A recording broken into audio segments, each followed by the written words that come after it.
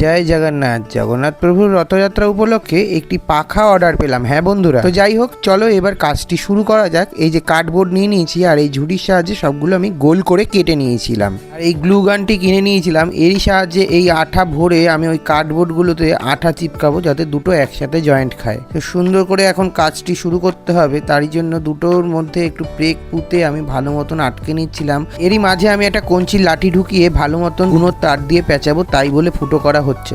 এতগুলো ময়ূরের পালক দেখেছো কতগুলো, প্রায় 200 পিস আছে। আর এখানে চুমকি আর জড়ি নিয়ে নিয়েছি, দেখতেই পাচ্ছ এরকম ধরনের হয়েছিল। আর এই যে মার্বেল পেপার নিয়েছি, এটির সাহায্যে আমি দুদিক দিয়ে আটকাবো। যেহেতু ময়ূরের পালকগুলো একটু খয়েরি খয়েরি ব্রাউন শেড থাকে, তাই ব্রাউন পেপার দিয়েই আমি আটকাচ্ছি যাতে এদিক ওদিক কোনো পেজ না দেখা যায়। এই যে আমার আটকানো কমপ্লিট, এটা আমি ফেভিকল আটা দিয়ে আটকেছি সম্পূর্ণভাবে। বড় কাজটা যে আমি নিজে করব আমি ভাবতে পারিনি, কিন্তু আমার সঙ্গে আমার বাবা আমাকে একটু হেল্প করলো। আর এতটাই কষ্ট হচ্ছিল এই লাঠিটা ঘোরাতেই, যার জন্য বাবাকে আমাকে ডাকতে হলো। আর বাবা আমাকে একটু হেল্প করে দিয়েছিল, এই ময়ূরের পালকগুলো কেটে দিয়েছে। এখন গ্লু আঠার সাহায্যে আমি এগুলো আটকে দিচ্ছি একে একে। আর সুন্দর করে শুধু না সাজাই, এটা খারাপ লাগবে একদম দেখতে। যাই হোক, আমি সুন্দর করে এখন কাজগুলো করে নিচ্ছিলাম। আর এটাও চটপট করে অর্ডার দিয়েছে, আর আমি তাড়াতাড়ি করে এটা আজকের মধ্যে রেডি করতেই হবে। তার দ্বারা এত বড় কাজ অসম্ভব। যাই হোক, বাবা আমাকে একটু হেল্প যদি না করতো, আমার তো এই কাজটা সম্পূর্ণ হতোই না। আর এই যে কার্ডবোর্ডটা দেখেছো, এর মধ্যে আমি এই যে সাদা রং নিয়েছি, আর এইটা ভালো মতন আমি রং করে নিচ্ছি। আর এর মধ্যে কিছুটা কলকা হবে,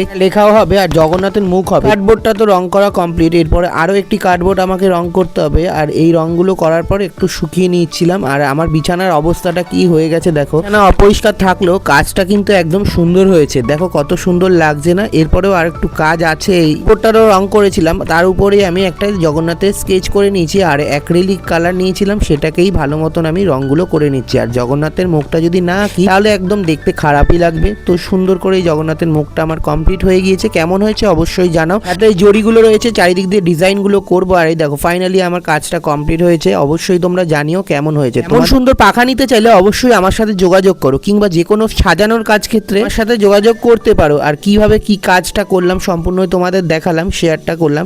অবশ্যই এবার লাইক দিয়ে সাবস্ক্রাইব করো আমার চ্যানেলটিকে। পাখার অর্ডারটি দিয়েছিল দিদি, আর দিদি তো খুশি হয়ে গেছে এই পাখাটি পেয়ে। তো চলো আজকের মতন এটুকুই, দেখা পরের ব্লগে, বাই।